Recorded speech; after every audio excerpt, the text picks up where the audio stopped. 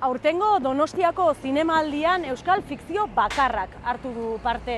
Alegia, euskaraz ekoiztutako fikzio lan bakarra lehiatu da. Zuzendari berriak sailean izan da eta filma azken erromantikoak da.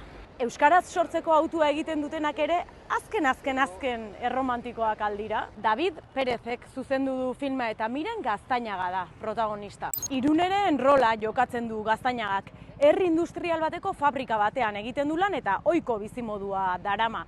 Bularrean ateratzen zaion koiskor batek eta lan gatazka batek errutina hori hankazgora jartzen dioten arte. Baina tira, gehiago jakiteko urtzi-urkizuren kritika ikusi dezakezue eta noski, baita filma ere. Izan ere, 2024an Euskal Herriko zinema aretoetan ikusi ahal izango duzuen euskal ekoizpen bakarra izango da.